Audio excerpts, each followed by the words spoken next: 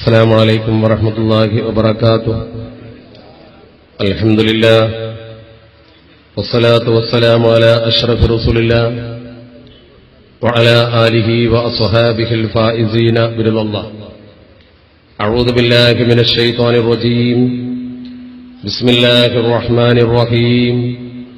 ومن أظلم ممن منع مساجد الله أن يذكر فيها اسمه وسعى في خرابها أولئك ما كان لهم أن يدخلوها إلا خائفين لهم في الدنيا خزي ولهم في الآخرة عذاب عظيم. صدق الله مولانا العلي العظيم. സമാദരണീയരും ബഹുമാന്യരുമായ നമ്മുടെ ഈ മഹത്തായ വേദിയിലെ സമസ്ത കേരള ജംഇയ്യത്തുൽ ഉലമായുടെ മുശാവറ മെമ്പർമാരടക്കമുള്ള ബഹുവേന്ദരായ പണ്ഡിത മഹത്തുക്കളെ, നമ്മുടെ വേദിയിലുള്ള പ്രിയപ്പെട്ട സയ്യിദുമാർ, നമ്മുടെ ഈ വേദിയിലെ പ്രിയപ്പെട്ട സുന്നി യുവജന സംഘത്തിന്റെയും പോഷക ഘടകങ്ങളുടെയും പ്രിയപ്പെട്ട നേതാക്കൾ, ഒരു ചെറിയ പ്രചരണം കൊണ്ട് മാത്രം ഇവിടെ ഒരുമിച്ച് കൂടിയ ഈ മഹാസദസ്സിലെ പ്രിയപ്പെട്ട പ്രവർത്തകരെ, അള്ളാഹു നമ്മുടെ ഈ സംഗമം ഒരു സൽക്രമമായി സ്വീകരിക്കുമാറാവട്ടെ. നമ്മൾ ഒത്തുചേർന്ന് ചെയ്യുന്ന ഈ പ്രവർത്തനം സത്യം മനസ്സിലാക്കുവാനുള്ള ഒരു ശ്രമമായി അള്ളാഹു സുബ്ഹാനഹു വ തആല നമ്മിൽ നിന്നും കബൂൽ ചെയ്യുമാറാവട്ടെ. നമ്മുടെ ഈ പരിപാടി നടത്താൻ ഉദ്ദേശിച്ചിരുന്നത് പള്ളിക്കൽ ബസാറിലായിരുന്നുവെങ്കിലും ഇവിടെ തടിച്ചുകൂടിയതുപോലെ ഒരു ജനസമൂഹത്തിന് അവിടെ തടിച്ചുകൂടാൻ കഴിയില്ല എന്ന് ബോധ്യപ്പെട്ടതുകൊണ്ടും അതിലുപരി മഹത്തായ മസ്ജിദ് തുറന്ന് ആരാധനയ്ക്ക് കൊടുക്കാൻ നിയമപാലകർ തയ്യാറായതുകൊണ്ടും വ്യാജപ്രചരണങ്ങളെക്കുറിച്ച് സമൂഹത്തിനൊരു ബോധം നൽകുക എന്ന സതുദ്ദേശത്തോടുകൂടി മാത്രമാണ് പഞ്ചായത്തിലെ സുന്നി യുവജന സംഘത്തിന്റെ പ്രവർത്തകരുടെ അതിയായ താൽപര്യം മുൻനിർത്തി ഇങ്ങനെ ഒരു പരിപാടി ഇവിടെ സംഘടിപ്പിച്ചിരിക്കുന്നത്. ആദ്യമായി റോഡിലുള്ള പ്രിയപ്പെട്ട സഹോദരങ്ങളോട് പറയാനുള്ളത്, റോഡ് ബ്ലോക്ക് ആക്കരുത്. കാരണം ആർക്കും ഒരു പ്രയാസമില്ലാതെ നമ്മുടെ ഈ പരിപാടി അവസാനിപ്പിച്ച് കാണിച്ചു കൊടുക്കണം എന്നതാണ് നമ്മൾ ഉദ്ദേശിച്ചിട്ടുള്ളത്. ഈ പരിപാടി ഇവിടെ നടന്നാൽ കലാപമുണ്ടാകുമെന്നും കുഴപ്പമുണ്ടാകുമെന്നും പോലീസ് ഉദ്യോഗസ്ഥന്മാരെ തെറ്റിദ്ധരിപ്പിക്കുകയും ഉയർന്ന ഉദ്യോഗസ്ഥന്മാരെയും രാഷ്ട്രീയക്കാരെയും തെറ്റിദ്ധരിപ്പിച്ചുകൊണ്ട് പോലീസിൽ പ്രഷർ ചെലുത്തി ഇത് ഇന്ന് നടത്താതിരിക്കാൻ നമ്മുടെ പോലീസ് ഉദ്യോഗസ്ഥന്മാരെ കൊണ്ട് നിരന്തരമായി വിളിപ്പിക്കുകയും ചെയ്ത ഒരു സാഹചര്യം നമ്മുടെ മുമ്പിലുണ്ട്. അതുകൊണ്ട് തന്നെ നമ്മെ സഹായിക്കുന്നതിന് വേണ്ടി ഇവിടെ എത്തിച്ചേർന്ന പോലീസുകാർക്ക് തലവേദന ഉണ്ടാക്കാത്ത വിധം, ഇത് നിരീക്ഷിക്കുന്ന ആളുകൾക്ക് ഇതൊരു അപകടകരമായ യോഗമല്ല എന്ന് ബോധ്യപ്പെടുത്തി കൊടുക്കത്തക്ക വിധം സമത്വയുടെ പാരമ്പര്യം നിലനിർത്താൻ നമുക്ക് കഴിയണം. അതിന് അല്ലാഹു നമുക്ക് തൗഫീക്ക് നൽകുമാറാവട്ടെ. ഇത്രയധികം ആളുകൾ ഇവിടെ സംഘടിച്ചിട്ടും സൂചി വീണാൽ കേൾക്കുന്ന നിശബ്ദതയും അതുപോലെ തന്നെ അച്ചടക്കവും ഇതാണ് സമസ്ത കേരള ജംഇയ്യത്തുൽ ഉലമ എന്ന് മനസ്സിലാക്കുകയും പള്ളിയിൽ നിസ്കരിക്കുന്നവരെ പോലും കയറി അടിക്കുന്ന തരത്തിലുള്ള തറപ്രവർത്തനമല്ല സമത്വയുടെ പ്രവർത്തനമെന്ന് ബോധ്യപ്പെടുത്തുകയും ചെയ്യുന്ന ഒരു നല്ല സമ്മേളനമാണ് നമ്മളിവിടെ സംഘടിപ്പിച്ചിരിക്കുന്നത്. സത്യത്തിൽ എന്തിനാണ് ഈ യോഗം അവസാന നിമിഷം വരെ മുടക്കുമെന്ന് പ്രചരിപ്പിച്ചത്? എന്തിനാണ് ഈ യോഗം നടക്കില്ലെന്ന് പ്രചരണം നടത്തിയത്? എന്തിനാണ് ഉയർന്ന രാഷ്ട്രീയക്കാരെ പിടിച്ചുകൊണ്ട് പോലീസിൽ പ്രഷർ ചെലുത്തി ഇതിന്റെ പെർമിഷൻ നിഷേധിക്കാൻ ശ്രമിച്ചത്? സത്യം ജനങ്ങൾ മനസ്സിലാക്കും എന്ന ഭയമല്ലേ നിങ്ങൾക്കുള്ളത്? നിങ്ങൾ എത്ര മൂടി വച്ചാലും ഈ സത്യം ജനങ്ങളോട് ഞങ്ങൾ തുറന്ന് പറയുക തന്നെ ചെയ്യുമെന്ന് പറയാനാണ് ഞങ്ങളിത് സംഘടിപ്പിച്ചിരിക്കുന്നത്. അക്കാര്യത്തിൽ യാതൊരു തരത്തിലും നിങ്ങൾക്കിത് തടയാൻ കഴിയില്ല. ആര് തടഞ്ഞാലും ശരി, ഈ ജനശക്തി ഇത് മുഴുവൻ വിശദീകരിച്ചിട്ട് മാത്രമേ പിരിച്ചുവിടൂ എന്നാണ് എനിക്ക് പറയാൻ ഞാൻ ആഗ്രഹിക്കുന്നത്. അതിനാര് തടസ്സം നിന്നിട്ട് ഒരു പ്രയോജനവുമില്ല. കാരണം നമ്മൾ ഒരിക്കലും ഒരു സ്ഥലത്തും ഒരു ലോ ആൻഡ് ഓർഡർ പ്രോബ്ലം ഉണ്ടാക്കിയ ഒരു തെളിവ് നമ്മുടെ പോലീസ് ഉദ്യോഗസ്ഥന്മാർക്കോ അതല്ലെങ്കിൽ ഉത്തരവാദപ്പെട്ട ആളുകൾക്കോ ചൂണ്ടിക്കാണിക്കാൻ കഴിയില്ല. നമ്മളൊരു പോലീസ് പ്രൊട്ടക്ഷൻ ഇങ്ങനെ യോഗം നടത്തേണ്ടി വന്നതിലുള്ള ഒരു ജാള്യത അല്ലെങ്കിൽ ഒരു വിഷമം പോലും പ്രകടിപ്പിക്കുകയാണ്. കാരണം ആരാധനയ്ക്ക് വേണ്ടി ഉപയോഗപ്പെടുത്തുന്ന ഒരു പള്ളിയുടെ കാര്യം വിശദീകരിക്കാൻ പോലീസിനെ കാവൽ നിർത്തേണ്ടി വരിക എന്നൊക്കെ പറയുമ്പോൾ ആ കാവൽ നിൽക്കുന്ന കൂട്ടത്തിൽ മുസ്ലിങ്ങളല്ലാത്ത പോലീസുകാരുണ്ടാകുമല്ലോ. നമ്മളെ മതത്തെക്കുറിച്ച് അവരെന്ത് മനസ്സിലാക്കും? നമ്മുടെ പള്ളിയെക്കുറിച്ച് അവരെന്ത് മനസ്സിലാക്കും? നമുക്ക് വേണ്ടേ ഇതിൽ ഒരു ജാള്യത? അതുകൊണ്ട് തന്നെ നമ്മൾ ഇത്തരം പ്രവർത്തനങ്ങളിൽ ഏർപ്പെടുമ്പോൾ ശ്രദ്ധിക്കണം. സമുദായത്തിന് വഷളത്തരമുണ്ടാക്കുന്ന പ്രവർത്തനങ്ങളിൽ ആരും ഏർപ്പെടരുത് എന്നാണ് ആമുഖമായി നമുക്ക് സൂചിപ്പിക്കാനുള്ളത്. ഇവിടെ നമ്മൾ വിശദീകരിക്കുന്ന കാര്യം കൃത്യമായി മനസ്സിലാക്കി ആരാണ് ഈ കുഴപ്പത്തിന്റെ ഉത്തരവാദികൾ, ആരാണ് പ്രശ്നം തുടങ്ങിവെച്ചവർ, ആരുടെ കൈവശമാണ് നീതിയുള്ളത് എന്ന് കൃത്യമായി മനസ്സിലാക്കുന്നതിന് വേണ്ടിയാണ് നമ്മൾ ഇങ്ങനൊരു യോഗം സംഘടിപ്പിച്ചിരിക്കുന്നത്.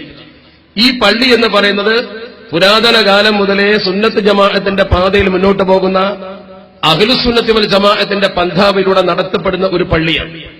ആ പള്ളിയിൽ 1989 സമസ്ത കേരള ജംഇയ്യത്തുൽ ഉലമായിൽ നിന്നും ഏതാനും ആളുകൾ മാറ്റി നിർത്തപ്പെട്ട ഒരു സാഹചര്യം മുഴുവൻ ആളുകൾക്കും അറിയാം. സമസ്ത എന്ന് പറയുന്ന മഹാപ്രസ്ഥാനത്തെ ഈ സമൂഹത്തിൽ വളർത്തിക്കൊണ്ടുവരുന്നതിന് വേണ്ടി കഠിന പരിശ്രമം നടത്തിയ ബഹുമാനപ്പെട്ട ശൈഖുന കണ്യത്ത് ഉസ്താദ് നവ്വറല്ലാഹു മർക്കദ, മഹാനായ ശംസുൽ ഉലമ നവ്വറല്ലാഹു മർക്കദ, ആ രണ്ടു മഹത്തുക്കൾ ജീവിച്ചിരിക്കുന്ന കാലഘട്ടത്തിൽ അവരെ ധിക്കരിച്ചുകൊണ്ട് അവരുടെ നേതൃത്വം അംഗീകരിക്കാൻ പ്രയാസമുണ്ട് എന്ന് കോടതിയിൽ ബോധ്യപ്പെടുത്തുകയും സമസ്തയുടെ പ്രവർത്തനം ഒരു റിസീവറെ ഏൽപ്പിക്കണമെന്ന് പറയുകയും നേരാം വണ്ണമല്ല സമസ്ത മുന്നോട്ട് പോകുന്നത് എന്ന് കോടതിയിൽ പെറ്റീഷൻ നൽകിക്കൊണ്ട് സമസ്തയുടെ പ്രവർത്തനം നിർത്തിവെക്കണം എന്ന് ആവശ്യപ്പെടുകയും ചെയ്ത ഒരു വിഭാഗം ആളുകളെ അച്ചടക്ക നടപടിക്ക് വിധേയമാക്കി സംഘടനാ ശാസ്ത്രമനുസരിച്ച് 40 അംഗ സമസ്തയുടെ സുപ്രീം ബോഡിയാകുന്ന മുഷാവറിൽ നിന്ന് 6 പേരെ അച്ചടക്ക നടപടിക്ക് വിധേയമായി പുറത്താക്കി. ഇത് ഏത് സംഘടനയും സംഭവിക്കുന്നതാണ്. അന്ന് മുതൽ ഗുരുത്തക്കേട് തുടങ്ങിയവർ സമസ്ത എന്ന അതേ പേര് ഈ 6 പേർ ഉപയോഗിച്ച് അതിന്റെ പേരിൽ സമസ്തയുടെ സ്ഥാപനങ്ങൾ പിടിച്ചടക്കുവാനും കുഴപ്പമുണ്ടാക്കുവാനും ആരംഭിച്ചു എന്നത് 1989 മുതലുള്ള ചരിത്രം പരിശോധിച്ചാൽ കൃത്യമായി ഏതൊരു അന്വേഷകനും ബോധ്യപ്പെടും. നിയമപാലകർക്ക് വരെ അത് കൃത്യമായി ബോധ്യപ്പെട്ട കാര്യമാണ്. ഈ 1989 ഈ പള്ളിയിലും സ്വാഭാവികമായും ഇതിന്റെ അലയൊലികൾ ഉണ്ടായപ്പോൾ ഏതാണ്ട് 20ഓളം ആളുകൾ ഉൾക്കൊള്ളുന്ന കമ്മിറ്റിയിൽ 2 പേർ മാത്രമായിരുന്നു പുറത്താക്കപ്പെട്ട സമസ്തയിലെ ആളുകളെ അംഗീകരിക്കുന്ന ആളുകൾ. സമസ്ത എന്ന പേരിട്ട് പ്രവർത്തിക്കുന്ന പുറത്താക്കപ്പെട്ട വിഭാഗത്തിലെ വിഘടിത വിഭാഗത്തിലെ 2 പേർ മാത്രമായിരുന്നു കമ്മിറ്റിയിൽ ഉണ്ടായിരുന്നത് എന്ന് ആ നാട്ടുകാരായ മുഴുവൻ ആളുകൾക്കും അറിയാം. അതറിയുന്ന ആളുകൾ ഈ സദസ്സിൽ ധാരാളമായി ഉണ്ടാകും. ആ 2 പേർ മറുപക്ഷത്തും ബാക്കി സമസ്തയുടെ പ്രവർത്തകരുമായി പള്ളി മുന്നോട്ട് പോയിരുന്നു എന്നത് ഒരു സത്യമല്ലേ? അതിനുശേഷം പിന്നീട് അവർ തന്നെ ആവശ്യപ്പെട്ടതിന്റെ പശ്ചാത്തലത്തിൽ അത് 4 ആക്കി. വിട്ടുവീഴ്ച ചെയ്ത കാരണവന്മാർ, കാരണം നമ്മുടെ പക്ഷത്ത് പള്ളി കമ്മിറ്റിയിൽ ഉണ്ടായിരുന്ന ഭൂരിപക്ഷം ആളുകളും കാരണവന്മാരാണ്, മറുപക്ഷത്തുണ്ടായിരുന്ന ആളുകൾ ഭൂരിപക്ഷവും യുവാക്കളാണ്. അതുകൊണ്ട് തന്നെ യുവാക്കൾ കാരണവന്മാരുമായി ആവശ്യപ്പെട്ട് അത് 6 വരെ എത്തിച്ചു. 6 പേര് മറുപക്ഷത്ത് നിന്നെടുത്തുകൊണ്ട് കമ്മിറ്റി നല്ല നിലയിൽ മുന്നോട്ട് പോകുന്ന സാഹചര്യമുണ്ടായി. വളരെ നല്ല രീതിയിൽ കമ്മിറ്റി മുന്നോട്ട് പോകുമ്പോൾ യാതൊരു കുഴപ്പവും ഈ പള്ളിയിൽ ഉണ്ടായിരുന്നില്ലല്ലോ. പ്രശ്നം ആരംഭിക്കുന്നത് വ്യാജ രജിസ്ട്രേഷൻ നടത്തുന്നതിന് വേണ്ടി അവർ അന്ന് ശ്രമിച്ചു.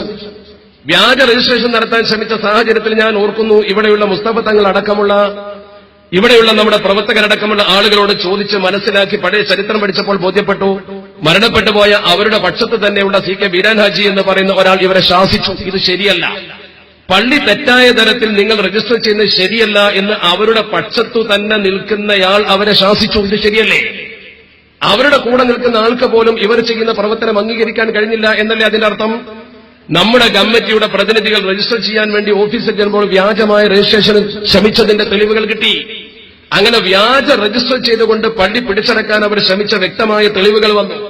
അതിന്റെ പേരിൽ പിന്നീട് മസ്ലഹത്തും ചർച്ചകളുമൊക്കെ നടന്നു. അവസാനം പകുതി പേർ അവരുടെ പക്ഷത്തുനിന്നും പകുതി പേർ നമ്മുടെ പക്ഷത്തുനിന്നും 10 വരെ എടുത്തുകൊണ്ട് ഒന്നിച്ച് പ്രസിഡന്റ് ഒരു ഭാഗത്തുനിന്നും സെക്രട്ടറി ഒരു ഭാഗത്തുനിന്നുമായി നല്ല നിലയിൽ പള്ളി മുന്നോട്ട് പോകുന്ന സാഹചര്യമുണ്ടായി. അവിടെയും നിങ്ങൾ ശ്രദ്ധിച്ചു നോക്കൂ. ഭൂരിപക്ഷം എന്ന് നമ്മൾ പറയുമ്പോൾ ഇലക്ഷൻ വഴി തെളിയിക്കപ്പെട്ടതായതുകൊണ്ട് അത് പറയുന്നതിന് യാതൊരു തരത്തിലും തടസ്സമില്ലല്ലോ. മാത്രമല്ല പരിശോധിച്ചാൽ ബോധ്യപ്പെടുന്ന കാര്യവുമാണ്.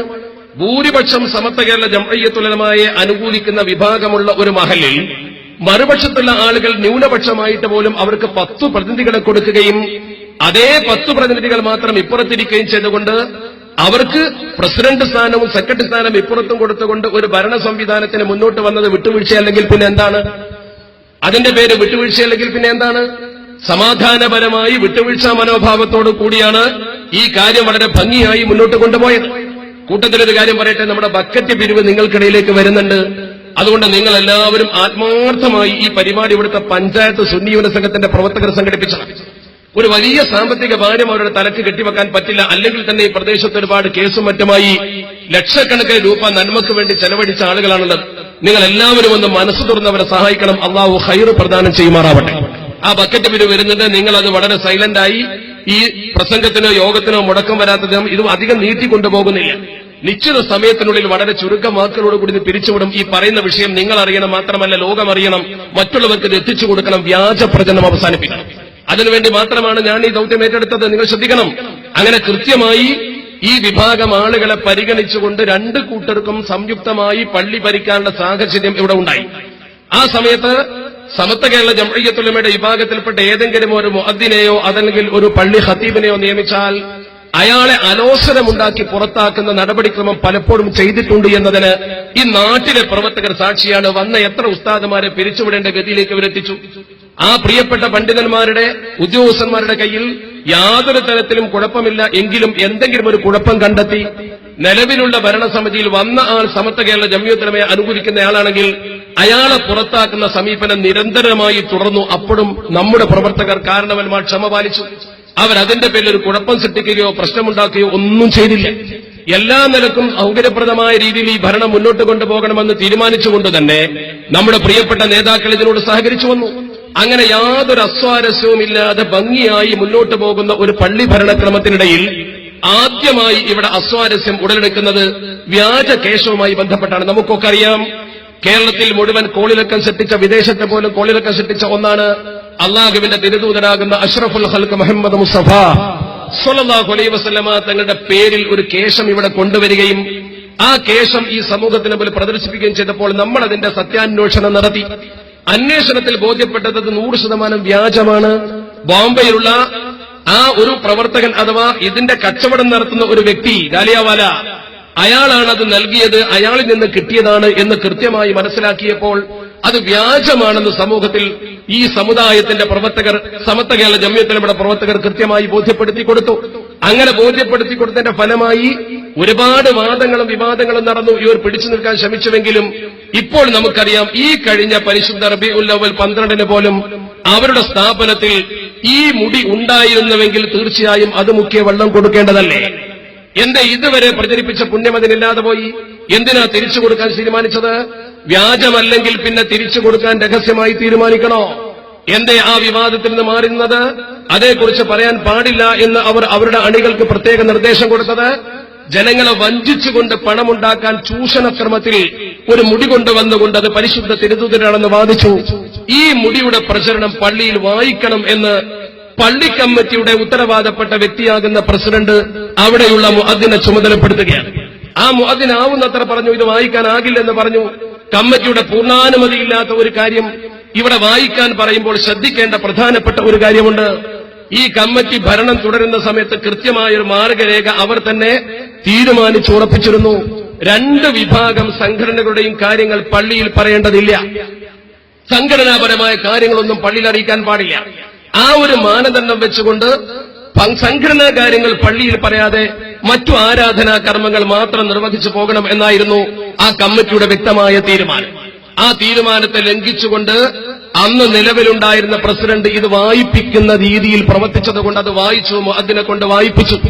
ആ മുഅദ്ദിനെ കൊണ്ട് വായിപ്പിച്ചതോടുകൂടി പിറ്റത്തെ ആഴ്ച അതേ ശക്തിയിൽ നമ്മുടെ പ്രിയപ്പെട്ട SKSFന്റെ പ്രവർത്തകർ വന്നുകൊണ്ട് ചോദിച്ചു, ന്യായമായ ചോദ്യം, വ്യാജകേശത്തിന്റെ ഈ കേശത്തിന്റെ മുടിവിട്ട വെള്ളം വിൽക്കുന്നു എന്ന് പറഞ്ഞുകൊണ്ട് അതിന്റെ മഹത്വവും പ്രചരണവും നടത്തിയപ്പോൾ നമ്മുടെ പ്രിയപ്പെട്ട പ്രവർത്തകർ മുന്നോട്ട് വന്നുകൊണ്ട് പിറ്റത്തെ ആഴ്ച പറഞ്ഞു, അതിന്റെ വ്യാജ കേശമാണതെന്ന് വിശദീകരിക്കുന്ന ഒരു യോഗമുണ്ട്.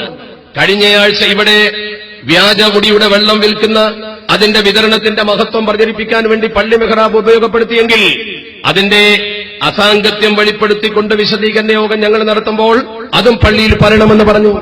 അത് പള്ളിയിൽ പറയണമെന്ന് പറഞ്ഞപ്പോൾ പറയാൻ തയ്യാറായില്ല. അതിന്റെ പേരിൽ സ്വാഭാവികമായും പള്ളിയിൽ പ്രശ്നമുണ്ടായി. ഇത് സ്വാഭാവികമല്ലേ?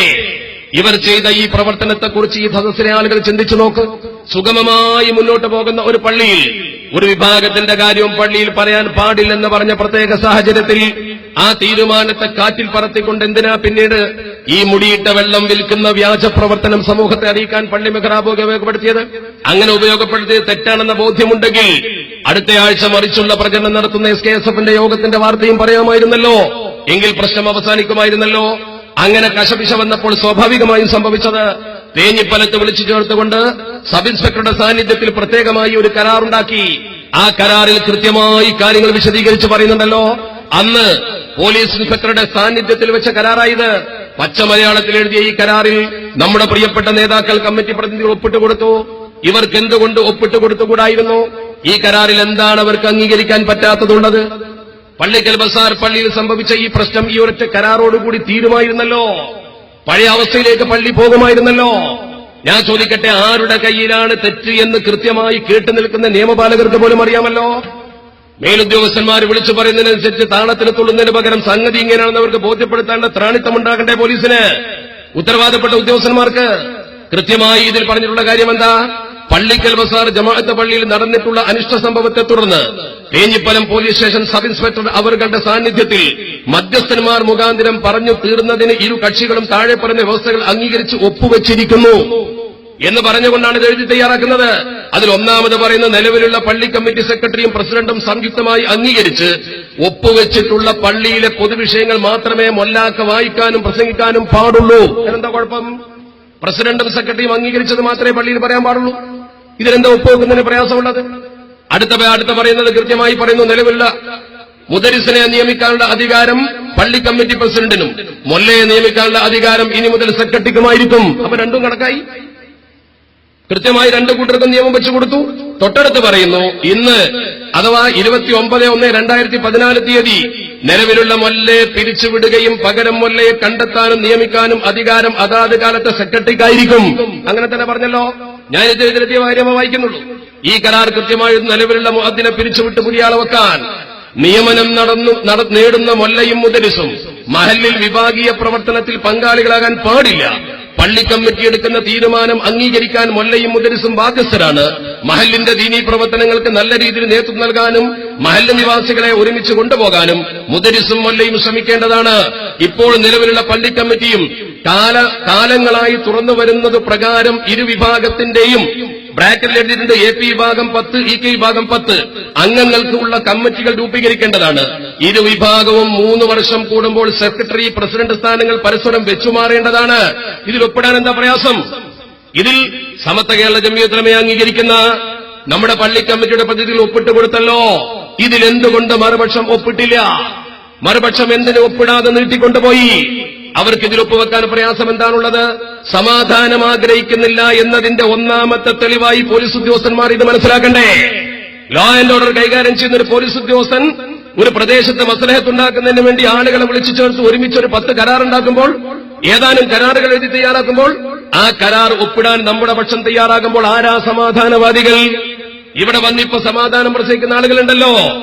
പള്ളിയിൽ കയറി അടിച്ച് പരിക്കേൽപ്പിച്ചിട്ട് തിരിച്ചു കിട്ടുമെന്ന് പേടിച്ചിട്ട് സമാധാനം പറയുന്ന ആളുകളോടാണ് ഞാൻ പറയുന്നത്. അവരോടാ പറയുന്നത്. ഈ സമാധാനപരമായ കരാറിൽ എന്തുകൊണ്ട് ഒപ്പിടാൻ സാധിച്ചില്ല? ഈ കരാർ ഒപ്പിടാത്തതാണ് പ്രശ്നത്തിന്റെ മറ്റൊരു തുടക്കം. ആരാ തുടക്കത്തിന് പ്രശ്നക്കാര്? ആരാ പ്രശ്നത്തിന് കുഴപ്പമുണ്ടാക്കിയ ആളുകള്? ഈ ഇരിക്കുന്ന സമസ്ത കേരള ജംഇയ്യത്തുൽ ഉലമയുടെ നേതാക്കളുണ്ടല്ലോ, മഹത്തുക്കൾ, പ്രത്യേകിച്ച് മരണപ്പെട്ടു പോയ മഹാനായ ശൈഖുന ശംസുൽ ഉലമ, അല്ലാഹു അദ്ദേഹത്തിന്റെ ഖബർ വിശാലമാക്കുമാറാവട്ടെ. ഞങ്ങളൊക്കെ പ്രസംഗിക്കുന്ന കാലത്ത് ഞങ്ങളോട് പറഞ്ഞതാണ്. കൃത്യമായി 89 മുതൽ എന്നോട് അദ്ദേഹം കൃത്യമായിട്ട് നമ്മൾ പ്രസംഗിക്കുമ്പോൾ ആരെയും വേദനിപ്പിക്കാൻ പാടില്ല. നമ്മുടെ സംഘടനയുടെ വിജയത്തിന് വേണ്ടി അന്യായം പറയാൻ പാടില്ല. പരിശുദ്ധ ഖുർആൻ പറഞ്ഞ കാര്യമല്ലേ അത്? വലാ യജ്രിമന്നകും ശനആനു ഖൗമിൻ അലാ അല്ലാ തഅദിലു. ആരോടെങ്കിലും നമുക്ക് വിദ്വേഷമുണ്ട് എന്ന് കരുതി അനീതി പറയാൻ പാടില്ല, അനീതി ചെയ്യാൻ പാടില്ല. അല്ലാ തഅദിലു, നിങ്ങൾ അനീതി ചെയ്യാൻ പാടില്ല. വിരോധം ആരോടെങ്കിലും ഒക്കെ ഉണ്ടാകും, പക്ഷെ അനീതി ചെയ്യാൻ പാടില്ല. ഏത് വ്യക്തിക്കും ശത്രുവിന് പോലും നീതി കൊടുക്കണമെന്ന് പഠിപ്പിച്ച അഷ്റഫുൽ ഖൽഖ് മുഹമ്മദ് മുസ്തഫ സ്വല്ലല്ലാഹു അലൈഹി വസല്ലമ തങ്ങളുടെ അനുയായികളും അനുചരന്മാരുമാണ് നമ്മൾ. ഈ ബോധം നമ്മുടെ ജീവിതത്തിൽ വേണ്ടേ? നിങ്ങൾ പറ. നമ്മുടെ കമ്മിറ്റി അത് പ്രകടിപ്പിച്ചില്ലേ? നമ്മളല്ലല്ലോ പ്രശ്നത്തിന്റെ തുടക്കക്കാർ, മസലത്ത് ഒപ്പിടാത്തത് നമ്മളല്ലല്ലോ. ഇവർ ഇതിൽ നിന്ന് ഒഴിഞ്ഞു മാറി പിന്നീട് ചെയ്യുന്നത് വ്യാജ രജിസ്ട്രേഷൻ നടത്തുന്നതിന് വേണ്ടിയുള്ള ശ്രമമാണ്. വ്യാജ രജിസ്ട്രേഷൻ നടത്താൻ ശ്രമം നടത്തിക്കൊണ്ടിരിക്കുന്നു. അപ്പോഴാണ് വ്യാജ രജിസ്ട്രേഷൻ ശ്രമത്തിന് ഇവർ മുന്നോട്ട് വന്നപ്പോൾ നാട്ടുമസ്ലഹത്തനുസരിച്ചുകൊണ്ട് എന്ത് ചെയ്യണമെന്ന് ചിന്തിച്ച് ഇവിടുത്തെ പ്രമുഖരായ ആളുകൾ ഒരുമിച്ചുകൂടി മൊല്ലാക്കയെ മാറ്റുകയും മൊല്ലാക്കയെ മാറ്റി പുതിയൊരാളെ നിയമിക്കുന്നതിന് വേണ്ടിയുള്ള സംവിധാനം ഉണ്ടാക്കുകയും ചെയ്തു. ആ സന്ദർഭത്തിൽ ഈ കരാറിൽ അവർ ഒപ്പിട്ടില്ല എന്ന ഒറ്റ കാരണം കൊണ്ടാണ് വഖഫ് ബോർഡിൽ പരാതി കൊടുത്തുകൊണ്ട് ഇവിടെ ഒരു ഇലക്ഷൻ നടത്താൻ സംവിധാനത്തിലേക്ക് പോകേണ്ടി വന്നത്. വഖഫ് ബോർഡിൽ പരാതി കൊടുത്തുകൊണ്ട് ഇലക്ഷൻ നടത്തേണ്ട ഗതിയിലേക്ക് എത്തിയത് ഇതിൽ അവർ ഒപ്പിടാത്തത് കൊണ്ടാണ്. ഈ കരാറിൽ ഒപ്പിടാത്തതിന്റെ കാരണം അവർ സമൂഹത്തിൽ വിശദീകരിച്ചു കൊടുക്കേണ്ടതുണ്ട്. മാത്രമല്ല, പള്ളിയിൽ ആദ്യം പ്രശ്നം തുടങ്ങുന്നത് ഈ മുടിയിട്ട വെള്ളം വിൽക്കുന്നതിന്റെ പ്രചരണം നടത്തിയത് കൊണ്ടാണ്. ഈ 2 പോയിന്റ് നിഷേധിക്കാൻ പറ്റുമോ നിങ്ങൾക്ക്? വ്യാജ പ്രചരണം നടത്തി സമൂഹത്തിൽ തെറ്റിദ്ധാരണ ഉണ്ടാക്കാനാണോ നിങ്ങൾ വരുന്നത്? കാര്യങ്ങൾ പഠിച്ച് വിശദീകരിക്കുമ്പോൾ ബുദ്ധിയും വിവേകവുമുള്ള മനുഷ്യർക്കൊക്കെ ബോധ്യമാകും. എവിടെയെങ്കിലും ചിന്ത അടിയറ വെച്ച ആളുകൾക്ക് ബോധ്യപ്പെടില്ലെന്ന് മാത്രം. അങ്ങനെ ഈ വഖഫ് ബോർഡിൽ പരാതി കൊടുത്തപ്പോൾ വഖഫ് ബോർഡിന്റെ മുമ്പിൽ ഇവർ വന്ന് ഞങ്ങളാണ് കമ്മിറ്റി എന്ന് അവകാശപ്പെടുന്നു. ഞങ്ങളാണ് കമ്മിറ്റി എന്ന് അവകാശപ്പെടാൻ വ്യാജ രജിസ്ട്രേഷൻ അവരുടെ കയ്യിലുണ്ട്. ഈ വ്യാജ രജിസ്ട്രേഷൻ അവർ നടത്തിയതിനെ കുറിച്ച് പഠിച്ചു.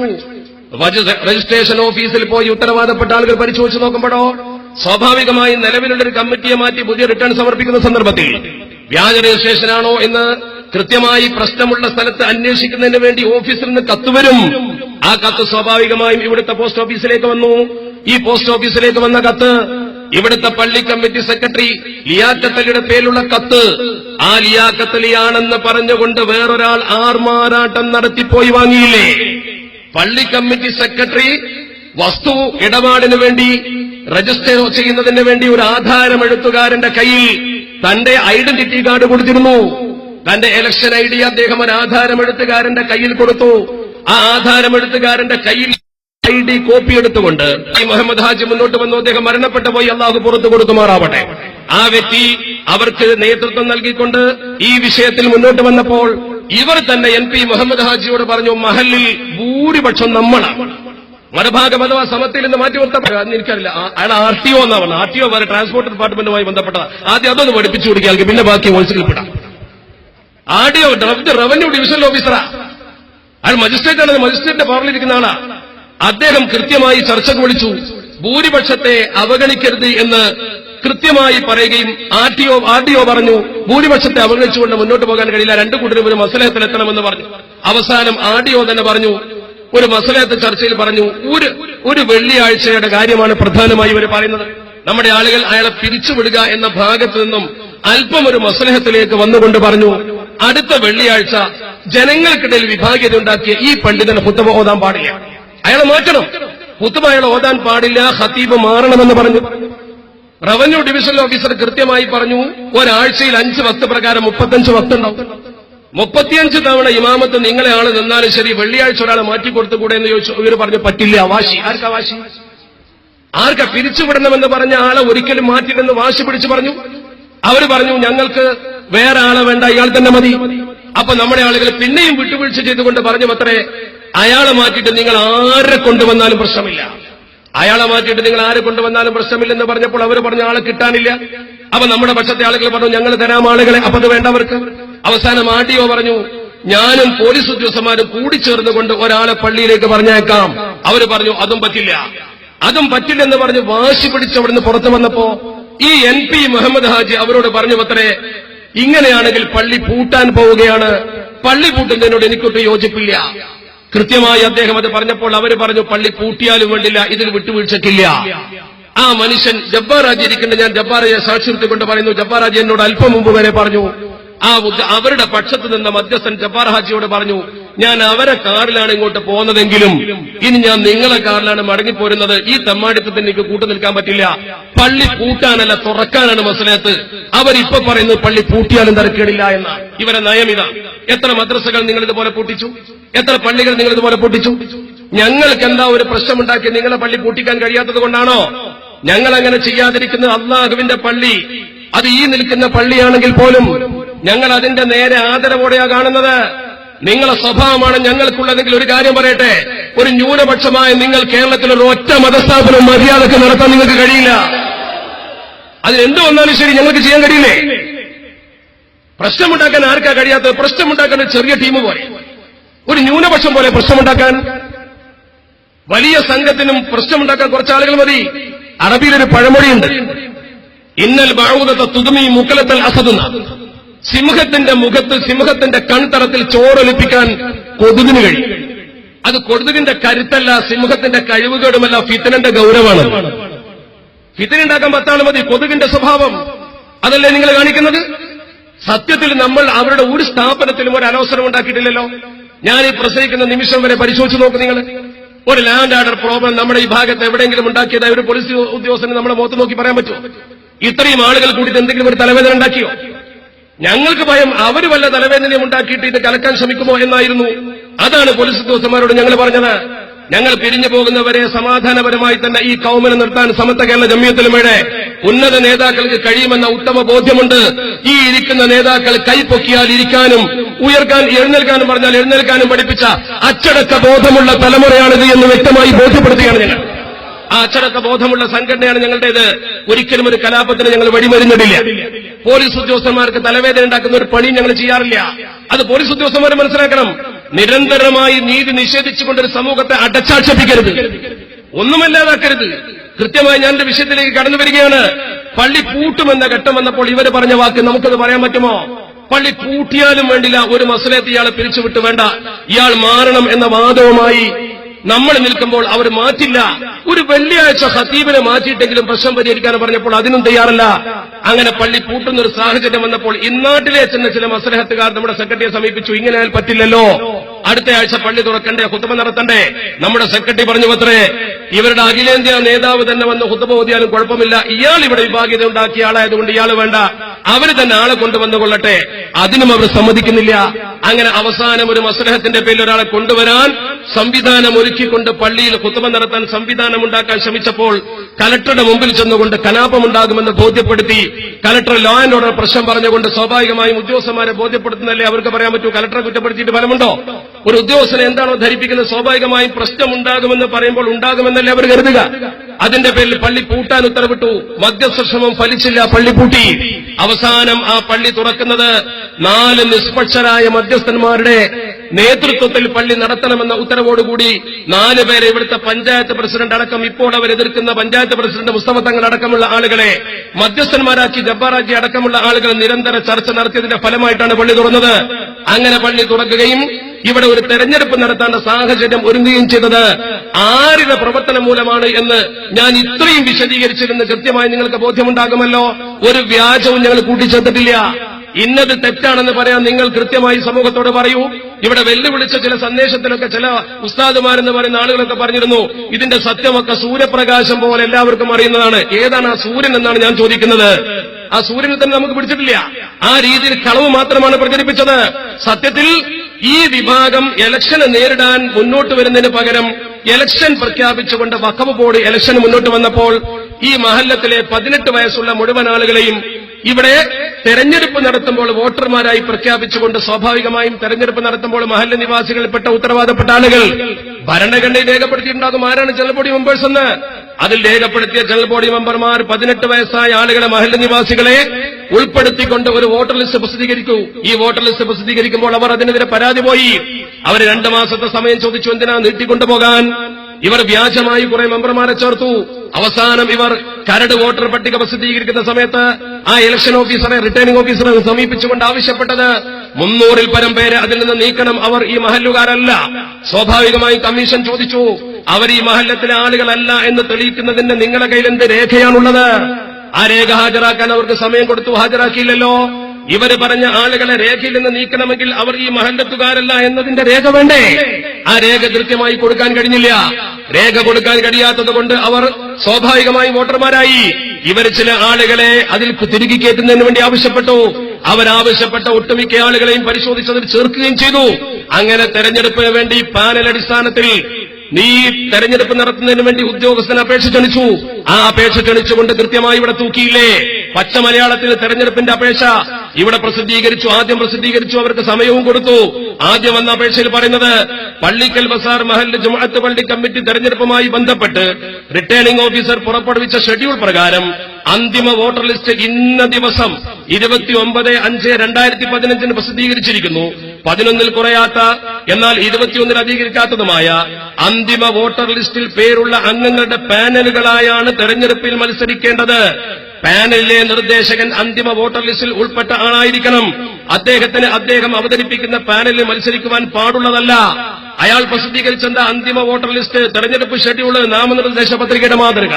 ഇത് പ്രസിദ്ധീകരിച്ചപ്പോഴാണ് ഇവർ കുഴപ്പമുണ്ടാക്കി പരാതി പോയത്. പരാതി പോവുക മാത്രമല്ല 5 പേർ നോമിനേഷൻ നൽകി. ഒരു കാര്യം ഈ സദസ്സിലിരിക്കുന്ന ആളുകൾ മനസ്സിലാക്കണം, അത് അവർ ഇവിടെ മാത്രമല്ല, ഇലക്ഷൻ നടന്ന സ്ഥലത്ത് തോൽക്കുമെന്ന് ഭീതിയുള്ളപ്പോൾ, പരാജയ ഭീതിയുള്ളപ്പോൾ അവർ ചെയ്യുന്നൊരു പ്രവർത്തനമാണ്. സ്വാഭാവികമായി റിട്ടേണിംഗ് ഓഫീസർക്ക് അത് മനസ്സിലാക്കാൻ കഴിയാതെ പോയാൽ അപകടമാണ്. ഇവർ 5 പേരെ കൊടുക്കും. പാനൽ ലിസ്റ്റായിട്ടാണ് വരേണ്ടത്. അല്ലാത്തത് ഇല്ലീഗലായി പോയി തള്ളുമ്പോൾ അവർക്ക് മത്സരിക്കാൻ കഴിയില്ല. അപ്പോൾ ബഹളം വെക്കാം, ഞങ്ങളെ മത്സരിക്കാൻ സമ്മതിച്ചില്ല. ജനങ്ങളത് മനസ്സിലാക്കും. ഇവിടെ റിട്ടേണിംഗ് ഓഫീസർ ബുദ്ധിപൂർവ്വം പ്രവർത്തിച്ചു. അവരെ പാനൽ ലിസ്റ്റിൽ ചേർത്തിട്ട് എല്ലാവർക്കും വോട്ട് കൊടുക്കുന്ന ഭരണഘടന അംഗീകരിക്കുന്നതിന് പുതിയൊരു രീതി സ്വീകരിച്ചു. നോക്ക് നിങ്ങൾ, അദ്ദേഹം വീണ്ടും നോട്ടീസ് ഇറക്കി. തെരഞ്ഞെടുപ്പ് നടത്തുന്നതിനായി പുറപ്പെടുവിച്ച ഷെഡ്യൂൾ പ്രകാരമുള്ള അന്തിമ സ്ഥാനാർത്ഥി പട്ടിക നോമിനേഷൻ നൽകിയ ക്രമമനുസരിച്ച് ഇന്നേ ദിവസം 4/6/2005 വ്യാഴാഴ്ച പ്രസിദ്ധീകരിക്കുന്നു. അന്തിമ വോട്ടർ പട്ടികയിലെ മുഴുവൻ വോട്ടർമാർക്കും തെരഞ്ഞെടുപ്പിൽ പങ്കെടുക്കാൻ അവകാശമുണ്ടായിരിക്കും. എല്ലാവർക്കും തെരഞ്ഞെടുപ്പിൽ പങ്കെടുക്കാൻ അവകാശം. ഒരാൾ പരമാവധി 21 വോട്ട് ചെയ്യാൻ അവകാശമുണ്ടായിരിക്കും. സ്ഥാനാർത്ഥികളിൽ കൂടുതൽ വോട്ട് ലഭിക്കുന്ന പരമാവധി 21 പേരെ തെരഞ്ഞെടുത്തായി പ്രഖ്യാപിക്കുന്നതാണ്. സ്ഥാനാർത്ഥിയുടെ നിർദ്ദേശകനോ നിർദ്ദേശിക്കുന്ന വ്യക്തികൾക്ക് പോളിംഗ് ഏജന്റുമാരാകാം. അത്തരത്തിൽ നിർദ്ദേശിക്കുന്നവർക്ക് റിട്ടേണിംഗ് ഓഫീസർ പ്രത്യേക തിരിച്ചറിയൽ കാർഡ് നൽകും. നിബന്ധനകളൊക്കെ പറഞ്ഞ് വോട്ട് നടത്തി. Advocate K Haneefa returning officer 4/6/2015 Pallikkal Bazar election നടന്നു. 5 പേർക്ക് മത്സരിക്കേണ്ടി വന്നു. ഇവര് കരുതിയത് മത്സരിക്കാൻ സമ്മതിക്കാതെ തള്ളുമെന്നാണ്. അങ്ങനെ പ്രചരണം നടത്താൻ അവസരമുണ്ടായില്ല. അതിൽ പെട്ടുപോയി. വീട് വീടാന്തരം കയറിയിറങ്ങി. അവർക്ക് പിന്തുണ കിട്ടില്ലെന്ന് ഉറപ്പായി. നിഷ്പക്ഷമതികൾ പോലും അവരെ കുറ്റപ്പെടുത്തി പള്ളി പൂട്ടാൻ നിങ്ങളാ കാരണക്കാർ, പ്രശ്നത്തിന്റെ കാരണം നിങ്ങളെ മുടിയാണെന്ന് പറഞ്ഞു. അങ്ങനെ ഇവരെ ആക്ഷേപിച്ചപ്പോൾ സ്വാഭാവികമായി ഇവർക്ക് തിരിച്ചറിവുണ്ടായി. ഈ ഇലക്ഷൻ നടന്നാൽ മാനം കെടുമെന്ന് ബോധ്യപ്പെട്ടപ്പോൾ ഇലക്ഷൻ നടക്കുന്ന ദിവസം ഇലക്ഷൻ നടക്കുന്ന സ്കൂളിലേക്ക് മാർച്ച് ചെയ്ത് അത് സ്തംഭിപ്പിക്കാൻ ശ്രമിച്ചു. പക്ഷേ ഇലക്ഷൻ മാന്യമായി നടന്നു. ഇലക്ഷന്റെ ദിവസം ഒരു പ്രശ്നവുമില്ലാതിരിക്കാൻ പോലീസും സഹായിച്ചു. ഉള്ളത് പറയണമല്ലോ. ഇലക്ഷൻ ഭംഗിയായി നടന്നു. ഇലക്ഷൻ നടന്നപ്പോൾ ഇവർ ചെയ്ത പ്രവർത്തനം, അതിന്റെ റിസൾട്ട് പ്രസിദ്ധീകരിക്കാൻ പാടില്ലെന്ന് പറഞ്ഞുകൊണ്ട് അഫിഡവിറ്റ് കൊടുത്തു, പരാതി കൊടുത്തു, അപ്പീൽ കൊടുത്തു. ആ പരാതി നിരന്തരമായി ഇതിന്റെ റിസൾട്ട് പ്രസിദ്ധീകരിക്കാൻ പാടില്ലെന്ന് പറഞ്ഞ് വഖഫ് ബോർഡിന് കൊടുത്തുകൊണ്ടേയിരുന്നു. അവസാനം സംഭവിച്ചത് എന്താ? വഖഫ് ബോർഡ് വിഷയങ്ങളൊക്കെ കൃത്യമായി പരിശോധിച്ചു. അതിന്റെ രേഖ വഖഫ് ട്രൈബ്യൂണൽ തന്നെ വിധിച്ചത് കൃത്യമായി കാണാൻ കഴിയും. Both the petitioners and respondents had forwarded the respective argument before the board. ബോർഡിന്റെ മുമ്പിൽ 2 കൂട്ടരും കൃത്യമായ ഒരു ആർഗ്യുമെന്റ് പറഞ്ഞു. എന്നിട്ട് ബോർഡ് പറയുന്നു, after hearing both side of the board, ഇവരുടെ 2 ഭാഗവും board has passed. After hearing both sides, the board had passed an order dated 16/2/2015 directing to conduct election by convening the general body, and for the purpose an advocate commissioner was appointed as returning officer. The said order was challenged before the honorable Waqf tribunal. Order ഇട്ടത് പിന്നെയും tribunal പോയി ഇവർ ചോദ്യം ചെയ്തു. ഇവർ പിന്നെയും tribunal പോയി ചോദ്യം ചെയ്യുക. തെരഞ്ഞെടുപ്പിനെ പേടി, തെരഞ്ഞെടുപ്പിനെ ഭയം. നിങ്ങളാണ് ഭൂരിപക്ഷമെങ്കിൽ ഭീരുക്കളെ പോലെ തെരഞ്ഞെടുപ്പ് നിർത്തിവെക്കണമെന്ന് കോടതി പോയി പറയേണ്ട കാര്യമെന്താ? വഖഫ് ട്രൈബ്യൂണലിനെ സമീപിക്കേണ്ട കാര്യം എന്താ? മാനമര്യാദക്ക് വോട്ട് ചെയ്തുകൊണ്ട് ജയിക്കുമോ ഇല്ലയോ നോക്കിയ പോരെ. നിങ്ങൾ മണി പവർ കൊണ്ടും മസിൽ പവർ കൊണ്ടും ജയിക്കാനല്ലേ നോക്കിയത്? കൃത്യമായി പറഞ്ഞു, the learned tribunal wide A common order dated 5/6/2015 had dismissed both cases against the OP number പറയുന്നുണ്ട്, അതിന്റെ ഡേറ്റ് പറയുന്നുണ്ട്, were filed before the Honorable High Court of Kerala, which were ultimately dismissed by the Honorable High Court. ഹൈക്കോടതി dismiss ചെയ്തു. അവരെ പരാതി high court dismiss ചെയ്തു. ആ പരാതിക്ക് യാതൊരു സ്ഥാനവുമില്ലെന്ന് പറഞ്ഞു. There was 28 candidates in the field. 28 candidates ഉണ്ടായിരുന്നു, സ്ഥാനാർത്ഥികളുണ്ടായിരുന്നു. ഫോർ 21 പൊസിഷൻ, 21 സ്ഥാനത്തിലേക്ക് the working committee including office ബെയറേഴ്സിന് നേരിട്ട് വോട്ട് ചെയ്യാനും അവരെ നേരിട്ട് എലക്ട് ചെയ്യാനും ബാക്കിയുള്ളവരെ എലക്ട് ചെയ്യാനും നമ്മുടെ സംവിധാനം ഉണ്ടാക്കി. The election was conducted and 7 candidates who secured less votes failed. കുറഞ്ഞ വോട്ട് കിട്ടിയ 7 പേര് പരാജയപ്പെട്ടു. And the remaining 21 were elected declared as elected. അവർ എലക്ട് ചെയ്യപ്പെട്ടു. ബാക്കിയുള്ള ആളുകൾ എലക്ട് ചെയ്യപ്പെട്ടു. എന്നിട്ട് കൃത്യമായി പറഞ്ഞു, hence it is concluded that, കോടതി വഖഫ് ട്രൈബ്യൂണൽ വിധിക്കുകയാണ്, there is no need of interview in the election. ഈ ഇലക്ഷനിൽ ഇടപെടേണ്ട യാതൊരു കാര്യമില്ല. ഈ ഇലക്ഷനിൽ യാതൊരു തരത്തിലും ഇടപെടേണ്ട ആവശ്യമില്ല. Conducted by the returning officer appointed by board appoint ചെയ്ത അയാൾ നടത്തിയ തെരഞ്ഞെടുപ്പിൽ യാതൊരു തരത്തിലും ഇടപെടേണ്ട കാര്യമില്ല എന്ന് മാത്രമല്ല, ഇൻ റിസൾട്ട് എന്നിട്ട് പറയുന്നു, the report submitted by the returning officer accepted. അയാൾ റിട്ടേണിംഗ് ഓഫീസർ സമർപ്പിച്ച ആ രേഖ സ്വീകരിക്കപ്പെട്ടിരിക്കുന്നു. And it is declared that, നമ്മൾ തീരുമാനിക്കുന്നു എന്നാണ് അവർ പറയുന്നത്, the persons who had secured majority votes, കൂടുതൽ വോട്ട് കിട്ടിയ ആളുകൾ are the office bearers of first respondent society and the committee members of next 3 years. അടുത്ത 3 കൊല്ലത്തേക്ക് ഇന്ന ആളുകളാണ് കമ്മിറ്റി മെമ്പർമാരെന്ന് വഖഫ് ട്രൈബ്യൂണൽ ഇതിൽ പങ്കെടുത്ത വക്കീലന്മാർ വരെ പറയുന്നുണ്ട്. VP നാരായണൻ, അതുപോലെ തന്നെ M. മുഹമ്മദ് സുഹൈബ്, KM മുഹമ്മദ് ഇക്ബാൽ, അതുപോലെ തന്നെ P. ലിവിറ്റ്, അതുപോലെ ബന്ധപ്പെട്ട ആളുകളൊക്കെ ഇതിൽ പങ്കെടുത്തവർക്കൊക്കെ ഫയൽ അയച്ചുകൊണ്ട് കൃത്യമായി പറഞ്ഞു, ഇതിന് വഖഫ് ബോർഡിനെ കുറ്റം പറയും. വഖഫ് ബോർഡ് സത്യത്തിൽ ഇങ്ങനൊരു ഓർഡർ പാസ്സാക്കിയിട്ട് പോലും 1.5 വർഷം അത് നടപ്പാക്കാനും ഈ കമ്മിറ്റിക്ക് ഭരണം കൈമാറാൻ താമസിപ്പിച്ചു. എങ്ങനെ? നിരന്തരമായ നിയമയുദ്ധമെന്ന് മാത്രമല്ല, സ്വാധീനം ചെലുത്തിക്കൊണ്ട് പോലീസ് ഉദ്യോഗസ്ഥന്മാർ ശരിക്കും ഈ വിധി നടപ്പാക്കാൻ സഹായിക്കേണ്ട ആളുകളാ. അവരവരെ സ്വാധീനിച്ചുകൊണ്ട് ഒരു കാരണവുമില്ലാതെ അത് പിന്നെയും നീട്ടിക്കൊണ്ടുപോയി. ഈ തെരഞ്ഞെടുപ്പിൽ എന്ത് അസാംഗത്യമാണ് നടന്നത്? ആരാ ഈ കാര്യത്തിൽ വ്യാജം പ്രചരിപ്പിച്ചത്? ഈ തെരഞ്ഞെടുപ്പിൽ എന്തിനാ നിങ്ങൾ 5 പേര് മത്സരിക്കാൻ വന്നത്? സമൂഹത്തോട് നിങ്ങൾ പറയണ്ടേ? തെരഞ്ഞെടുപ്പിൽ നിങ്ങൾക്ക് വിശ്വാസമില്ലെങ്കിൽ പിന്നെ മത്സരിക്കേണ്ട കാര്യമില്ലല്ലോ. ഞങ്ങൾ തെരഞ്ഞെടുപ്പ് ബഹിഷ്കരിച്ചതാണെന്ന് പറഞ്ഞു. എന്താ കാരണം? മുടിക്കോട് നിങ്ങൾ അങ്ങനെയാ പറഞ്ഞത്. തോൽക്കുന്ന സ്ഥലത്ത് നിങ്ങൾ ബഹിഷ്കരിക്കും, ജയിക്കുന്ന സ്ഥലത്ത് നിങ്ങൾ കുഴപ്പമുണ്ടാക്കും. ഇത് സ്വാഭാവികതയാണ്. ഇത് ഒരു സ്ഥലത്ത് മാത്രം പ്രതിഭാസമല്ല. പ്രചരണം നടത്തി വീടുകളിൽ നിന്ന് ബോധ്യപ്പെട്ടപ്പോഴാണ് പിൻവലിച്ചത്. 1.5 വർഷത്തോളം ഫലം തടഞ്ഞു വെക്കാൻ അത് കാരണമായി. 21 അംഗ പാനൽ വിജയിച്ചുവെന്ന് മാത്രമല്ല, വഖഫ് ട്രൈബ്യൂണൽ പിന്നെയും കേസിന് പോയി. അധികാരം കൈമാറരുതെന്ന് പറഞ്ഞു. അവസാനം അധികാരം കൈമാറുമെന്ന ഘട്ടം വന്നപ്പോഴോ, അധികാരം കൈമാറുമെന്ന ഘട്ടം വന്നപ്പോൾ ഇവർ ഹൈക്കോടതിയിൽ അഫിഡവിറ്റ് കൊടുത്തു. അഫിഡവിറ്റിൽ ഇവർ പറഞ്ഞെന്താണ്? അഫിഡവിറ്റിൽ പറഞ്ഞത് ഇവിടെ നിയമിച്ചിരിക്കുന്ന, ഈ നിയമനം നടത്തിയ നിഷ്പക്ഷരായ ആളുകളെ തന്നെ ഇത് ഏൽപ്പിച്ചു കൊടുക്കണം എന്നാണ് കൃത്യമായി അവർ പറഞ്ഞത്. ഇവിടെ 4 പേരെ ഇതിന്റെ നിഷ്പക്ഷരായി തീരുമാനിച്ചുകൊണ്ട് കൊടുത്തിരുന്നു. 4 പേരെന്ന് പറയുന്നു, ഇന്റർമീഡിയറീസ് എന്ന് പറയുന്ന 4 പേര്. ശ്രീ മൊയ്തീൻ കോയ, ശ്രീ കെ.പി. മുസ്തഫ തങ്ങൾ, ശ്രീ ഷിഹാബുദ്ദീൻ ബാക്കവി, ശ്രീ മൊയ്തീൻ കുട്ടി ഹാജി. കോടതി ഓർഡറാണ്. ഈ ആളുകൾക്ക് ഇത് തുറക്കാൻ ഏൽപ്പിച്ചു കൊടുത്തിരുന്നു. ആ 4 പേര് തന്നെ ഇത് കൊണ്ടുപോകണം. ഇപ്പോൾ മുസ്തഫ തങ്ങളെ കുറ്റം പറയുന്ന ആളുകളുണ്ടല്ലോ, അയാളടക്കമുള്ള സമിതി തന്നെ പള്ളി ഭരിക്കണമെന്ന് നിങ്ങൾ മാറ്റി പറഞ്ഞില്ലേ? എന്തേ മാറ്റി പറയാൻ കാരണം? നിങ്ങൾ ഈ പള്ളി യഥാർത്ഥ കമ്മിറ്റിക്ക് തുറന്നു കൊടുക്കുമെന്ന ബോധ്യം വന്നപ്പോ ഓരോ സമയത്തും ചാഞ്ചാടുകയായിരുന്നില്ലേ? നിങ്ങൾ ഇന്റർവ്യൂ ഓർഡറിന് വേണ്ടി കൊടുത്ത പേജല്ലേ ഇത്? ആ കോടതിയിൽ നിങ്ങൾ ആവശ്യപ്പെട്ടത് pending the hearing of this original petition it is prayed that. ഞങ്ങൾ അഭ്യർത്ഥിക്കുന്നു. എന്താ അഭ്യർത്ഥന? This honourable court may be pleased to pass an order. കോടതിയിൽ ഞങ്ങൾ ഓർഡർ വേണം. എന്താണ്? Directing the continuous of the control and management of the Pallikal Bazaar Jamaat Palli by the independent intermediaries. ഈ നിഷ്പക്ഷരായ ആളുകൾ തന്നെ ഭരിച്ചു കൊള്ളട്ടെ എന്നുള്ള ഓർഡറാണ് വേണ്ടത്. തെരഞ്ഞെടുപ്പും ഫലമൊക്കെ വന്ന് കമ്മിറ്റി കൈമാറുന്നു കണ്ടപ്പോ വേണ്ട, പഴയ മസലത്താരൻ ആയിക്കോട്ടെ, ഇവർ കോടതിന് ഓർഡർ വേണം. ഇവരെ കളിയുണ്ടോ? അപ്പൊ ഇവർക്ക് ഈ പഴയ മസലത്ത് കമ്മിറ്റിക്കാർ തന്നെ മതിയെന്ന് ആ ഒരു അപേക്ഷ കോടതി കൊടുത്തു. നിരന്തരമായി ഹൈക്കോടതിയിൽ പരാതി കൊടുത്തു. ഹൈക്കോടതി തള്ളി. ഒരു കേസും വിജയിച്ചില്ല. 15ഓളം കേസുകൾ നടത്തിയിട്ട് ഒരു കേസും ഹൈക്കോടതിയിൽ വിജയിച്ചില്ലല്ലോ. എന്തേ കാരണം? സമത്വക്കെതിരെ ഇന്നോളം നടത്തി ഒറ്റ കേസും വിജയിച്ചിട്ടില്ല. ഇത് വിജയിക്കാനും പോകുന്നില്ല. സത്യമില്ലാത്തിടത്ത് ഒരു കോടതിയിൽ പോലും വിജയിക്കില്ല. കുറെ പണം കൊടുത്തു എന്നതുകൊണ്ട് ഒരിക്കലും ഒരു വിജയമുണ്ടായെന്ന് വരും. ഇന്നേ വരെ സമത്വക്കെതിരെ കൊടുത്ത ഒറ്റ കേസും വിജയിപ്പിച്ചിട്ടില്ലല്ലോ. അങ്ങനെ ഈ ദുനിയാവിൽ നിങ്ങൾക്ക് മാനഹാനി ഉണ്ടാകുമെന്ന് കണ്ണിയത്ത് പറഞ്ഞിട്ടുണ്ടെങ്കിൽ സംഭവിക്കുക തന്നെ ചെയ്യും. കോടതിയിൽ മുഴുവൻ തോറ്റില്ലേ? കോടതിയിൽ മുഴുവൻ തോറ്റുമെന്ന് മാത്രമല്ല, ഇപ്പോഴത്തെ അവസ്ഥ എന്താ? ഇപ്പോഴത്തെ അവസാനമായി സംഭവിച്ചതോ, ഇവർ ഈ പള്ളി കമ്മിറ്റിക്ക് ഇത് കൊടുക്കാൻ പാടില്ല അധികാരമെന്ന് പറഞ്ഞുകൊണ്ട് നിയമയുദ്ധം പിന്നെയും നടത്തി. അന്തിമമായി വിഷയത്തിൽ ഹൈക്കോടതി ഉത്തരവിട്ടു. എന്താണ് ഹൈക്കോടതി ഉത്തരവ്? ഹൈക്കോടതി ഉത്തരവ് കൃത്യമായി പറയുന്നു. അവസാനമെന്ന ഹൈക്കോടതി ഉത്തരവ്, ഈ ഉത്തരവനുസരിച്ച പള്ളി തുറന്നത്. ഹൈക്കോടതി ഉത്തരവിൽ പറയുന്നു, the high court be pleased to pass an order. ഈ ഹൈക്കോടതി ഇതാ ഒരു ഓർഡർ പാസ്സാക്കുന്നു. Directing the respondents 1 to 3. Respondent 1 to 3 ആരാ? 1 മലപ്പുറം ജില്ലാ police superintendent, 2 Thiruvangadi sub inspector, 3 Thenhipalam sub inspector. 3 ആൾക്കും കൊടുക്കുന്ന ഓർഡറാണ്. എന്താ? അതുപോലെ വേറെയുമുണ്ട്. ആ 3 പേരോട് കൃത്യമായി പറയുന്നു. എന്താ പറയുന്നത്? അവരോട് to give necessary police assistance to the petitioner അഥവാ പരാതിക്കാരനായ ലിയാഖത്ത് അലിക്ക് ഈ പള്ളി നടത്താനുള്ള പ്രൊട്ടക്ഷൻ കൊടുക്കണം. ഒരു പോലീസ് ഉദ്യോഗസ്ഥൻ പറഞ്ഞു അത്രേ. ജബ്ബാറാജിയോട് എനിക്കറിയില്ല, ആരാ പറഞ്ഞ ഞാൻ പറയുന്നില്ല. ഒരു പോലീസ് ഉദ്യോഗസ്ഥൻ പറഞ്ഞു അത്രേ. അങ്ങനെ പ്രൊട്ടക്ഷൻ കൊടുക്കാനൊന്നും പറഞ്ഞിട്ടില്ല. ആ സെക്രട്ടറിക്ക് ഒരു പ്രൊട്ടക്ഷൻ കൊടുക്കാനേ പറഞ്ഞിട്ടുള്ളൂ. ഞാൻ ആ പോലീസ് ഉദ്യോഗസ്ഥനോട് പറയുന്നു, കോട്ടോട് ഇവിടെ കയ്യിലുണ്ട്, കാക്കി ധരിച്ചാൽ പോരാ, കള്ളത്തരം പറയരുത്. ജനങ്ങൾക്ക് പോലീസുള്ള വിശ്വാസം നഷ്ടപ്പെടുത്തരുത്.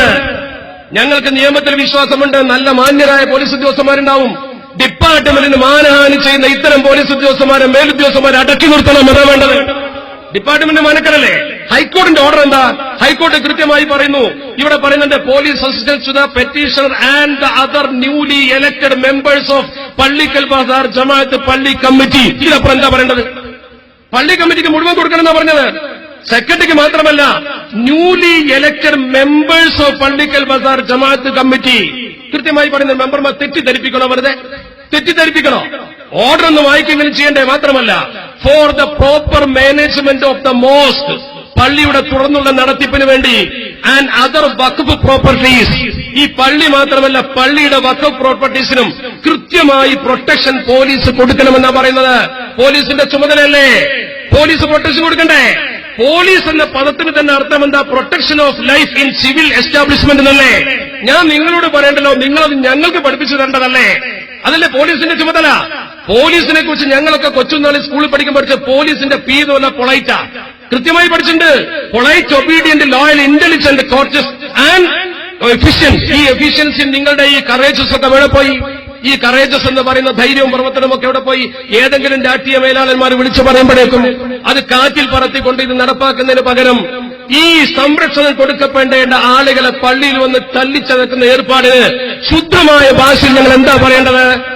ഏത് പോലീസ് ഉദ്യോഗസ്ഥനാണെങ്കിലും ഈ കോടതി വിധി നടപ്പാക്കുന്നതിന് പകരം, ഇതിനെ അസിസ്റ്റന്റ് ചെയ്യുന്നതിന് പകരം, സഹായം കൊടുക്കുന്നതിന് പകരം ദ്രോഹിക്കുന്ന നടപടി ഒരു പോലീസ് ഉദ്യോഗസ്ഥൻ ഉണ്ടാകുമ്പോൾ ഞങ്ങൾ എന്താ മനസ്സിലാക്കേണ്ടത്? നിയമപാലകന്മാരുടെ പക്ഷത്തുനിന്ന് നീതികേട് വരുമ്പോ സ്വാഭാവികമായും പോലീസിലുള്ള വിശ്വാസമല്ലേ നഷ്ടപ്പെടുക? നിങ്ങളല്ലേ ഈ സമൂഹത്തിൽ ലോ ആൻഡ് ഓർഡർ തകർക്കുന്ന പ്രവർത്തനം ഉണ്ടാക്കുന്നത്? എല്ലാവരെയും ഞാൻ ആക്ഷേപിക്കുന്നില്ല, എല്ലാ പോലീസ് ഉദ്യോഗസ്ഥന്മാരെയും ആക്ഷേപിക്കാൻ പറ്റില്ല. നല്ല നിലക്ക് ഈ യോഗം നടത്താൻ സഹായിച്ച ആളുകളുണ്ട്, മാന്യമായി ഡീൽ ചെയ്യുന്ന ആളുകളുണ്ട്.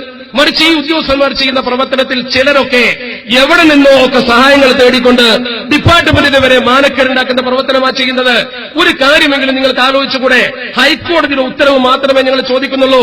ഞങ്ങൾ നിങ്ങളെ കയ്യിൽ നിന്ന് ഒരു ഫേവറും ആവശ്യപ്പെടുന്നില്ല, ഒരു ഇല്ലീഗൽ അസിസ്റ്റൻസും ഞങ്ങൾക്ക് വേണ്ട. പോലീസ് ഒരൊറ്റ കാര്യം ചെയ്തെന്നാൽ മതി, നിയമപരമായി കാര്യം നടപ്പാക്കിയാൽ മതി. കോടതി പറയുന്നു ഞങ്ങൾക്ക് ആ പണിയിൽ അവകാശമില്ലെങ്കിൽ ഞങ്ങളത് കൈയൊടിക്കും, നിങ്ങൾക്ക് തലവേദനയായി ഞങ്ങൾ അവിടെ കയറാൻ പോകുന്നില്ല. ഇവരെ പോലെ തറപ്രവർത്തനം ഞങ്ങൾ ചെയ്യാറില്ല, തലവേദന ഉണ്ടാക്കുന്ന പണി ചെയ്യില്ല. അർഹതപ്പെടാത്തിടത്ത് കയറിപ്പിടിക്കാൻ ഞങ്ങളില്ല, ഞങ്ങൾ ആരെയും അതിൽ സമ്മതിച്ചിട്ടുമില്ല. നേരെ മറിച്ച് അർഹതപ്പെട്ടത് പിടിച്ചടക്കാൻ നിങ്ങൾ പണമോ സൗകര്യമോ സ്വാധീനമോ ഉപയോഗിച്ചുകൊണ്ട് കാക്കിയിട്ട് ശ്രമിച്ചാലും ശരി, അനുവദിക്കുന്ന പ്രശ്നമില്ല എന്ന് പറയാനാ ഞങ്ങളിവിടെ കൂടിയത്. അത് നിയമത്തിന്റെ ഭാഷയാണ്. ആ നിയമത്തിന്റെ ഭാഷ എതിർക്കാൻ നിങ്ങൾക്ക് കഴിയില്ല. ഞങ്ങൾ ലോ ആൻഡ് ഓർഡറിന്റെ പരിധി നിന്നുകൊണ്ട് മാത്രമേ പറയുന്നുള്ളൂ. ഞങ്ങൾ ഒരിക്കലും നിയമം തകർക്കില്ല. നിങ്ങൾ പറഞ്ഞു ഈ സമ്മേളനം നടത്തിയാൽ ഒരു പ്രശ്നവും ഉണ്ടാകരുത്, ഉണ്ടാവില്ല. ഞങ്ങൾ വരച്ച വരയിൽ ഞങ്ങൾ പ്രവർത്തകരെ നിർത്തും. മറ്റുള്ളവർക്ക് കഴിയുമോ ചോദിക്ക്, അതാ പറയേണ്ടത്. ഞങ്ങൾ ഒരു പള്ളിയിലും അതിക്രമിച്ചു കയറുന്നില്ല, ഒരു അക്രമവും ഞങ്ങൾ കാണിക്കുന്നില്ല. പോലീസിനോ നിയമത്തിനോ എതിരെ ഒരു ചിന്ത പോലും ഞങ്ങൾക്കില്ല. ഞങ്ങളെ ക്ലാസ്സിലും ക്യാമ്പിലും മുഴുവൻ പഠിപ്പിക്കുന്ന ഈ സമാധാനമാണ്. അതുകൊണ്ടാണ് നിങ്ങൾക്കറിയില്ലേ, തീവ്രവാദം പോലും മുസ്ലിം സമൂഹത്തിന് നാം പെടുത്തപ്പോ ഞങ്ങളെ ചെറുപ്പക്കാർ തീവ്രതയിലേക്ക് പോയപ്പോ അത് ശരിയല്ല എന്ന് അടിയറ വെച്ച് പറഞ്ഞ് ഞങ്ങളല്ലേ. ഞാനൊക്കെ എത്ര പ്രസംഗം തീവ്രവാദത്തിനെതിരെ നടത്തിയിട്ടുണ്ട്. ഈ വേദി നിൽക്കുന്ന പലരും നടത്തിയിട്ടില്ലേ? തീവ്രവാദം പാടില്ല, നിയമം ലംഘിക്കാൻ പാടില്ല, അത് നമ്മുടെ പാരമ്പര്യമല്ല. എത്ര തവണ ഞങ്ങൾ പറഞ്ഞിട്ടുണ്ട്? അങ്ങനെ പറയുന്ന ഒരു സമൂഹത്തിന്റെ കയ്യിൽ ന്യായവും നീതിയും ഉണ്ടെങ്കിൽ നിങ്ങൾ സഹായിച്ചുകൂടെ? നിങ്ങൾ എന്തിനാ ഇന്നത്തെ ഈ യോഗം മുടക്കാൻ നിന്നത്? സത്യം ജനങ്ങൾക്കൊന്ന് പറഞ്ഞു കൊടുത്താൽ അവർക്ക് സമാധാനമാകില്ലേ? ഞങ്ങൾ എന്തിനാ ഇത് പള്ളിക്കൽ ബസാറിൽ നിന്ന് നേരത്തെ ഇങ്ങോട്ട് വെച്ചത്? കുട്ടിയമ്മോജി ഇവിടെ സൗകര്യം ചെയ്തെന്ന് അല്ലാഹു അദ്ദേഹത്തിന് ദീർഘായുസ് കൊടുക്കുമാറാവട്ടെ. അദ്ദേഹം ഒരു സമത്വയുടെ പ്രിയപ്പെട്ട പ്രവർത്തകനാണ്. അദ്ദേഹം എല്ലാ സൗകര്യവും ചെയ്തു. ഈ പ്രവർത്തനം നടത്തി ഈ പ്രവർത്തകർ വന്നില്ല, നിങ്ങൾ കണ്ടില്ലേ? ഈ പ്രവർത്തകരെ മുഴുവൻ ഈ സമൂഹത്തിൽ തടിച്ചുകൂടിയത് കേവലം ഒരു നോട്ടീസ് ഉണ്ടായിട്ടല്ലോ, കേവലം ഒരു ചെറിയ പ്രചരണം ഉണ്ടായിട്ടല്ലേ? അതുകൊണ്ട് കൃത്യമായി മനസ്സിലാക്കണം, സമസ്ത കേരള ജംഇയ്യത്തുൽ ഉലമ എന്ന് പറയുന്നത് ഇവരെവിടെന്നെങ്കിലും കുറച്ച് ഇറക്കുമതി ചെയ്യുന്ന കൂലിപ്പട്ടാളമല്ല. സമസ്ത കേരള ജംഇയ്യത്തുൽ ഉലമ എന്നത് പാറ പോലെ സമത്വക്കൊപ്പം ഉറച്ചു നിൽക്കുന്ന ആദർശ പടയണിയാണെന്ന് ബോധ്യപ്പെടണം. ഞങ്ങളെ പ്രവർത്തകർ രണ്ട് കയ്യില്ലാത്തൊരു സുഹൃത്ത് ഇവിടെ ഇരിക്കുന്നുണ്ട്. നേരത്തെ നോക്കുങ്ങൾ അവര് മതി ഞങ്ങൾക്ക്. നോക്കി നിങ്ങൾ, അത്രയും മനോഹരമായ ആദർശ പ്രവർത്തകർ ഞങ്ങളുടെ മുമ്പിലുണ്ട്. അല്ലാഹു അവർക്കൊക്കെ ദീർഘായുസ് കൊടുക്കുമാറാവട്ടെ. അവസാനമായി ഞാൻ പറയുന്നു, മുസ്തഫ തങ്ങൾ പ്രാദേശികമായി കുറച്ച് കാര്യങ്ങൾ പറയാനുണ്ട്. അതിന്റെ മുമ്പ് ഒന്ന് രണ്ട് കാര്യങ്ങൾ ഞാൻ പറയട്ടെ. ഒന്നാമതായി, ഞാൻ അക്കമിട്ട് പറയുന്ന ഈ കാര്യങ്ങൾക്ക് ഈ സമൂഹത്തിനെ കൊണ്ട് കൃത്യമായി മറുപടി പറയിക്കണമെന്ന് പോലീസുകാരാ പറയിക്കേണ്ടത്. അവരോട് ചോദിക്കണം നിങ്ങൾ. ഒന്നാമത്തേത് 1986-ൽ 89-ൽ 2 പേര് മാത്രമായിരുന്ന സ്ഥാനത്ത് 10 പേരെ ഇവർക്ക് നൽകിയില്ലേ? 10 പേരെ വെച്ച് അഡ്ജസ്റ്റ് ചെയ്തില്ലേ? മാന്യത കാണിച്ചില്ലേ? രണ്ടാമത്തത്, സംഘടനാ കാര്യങ്ങൾ ഇരു കൂട്ടരും പള്ളിയിൽ പറയരുത് എന്ന് കൃത്യമായ മാർഗരേഖ ആരാ ലംഘിച്ചത്?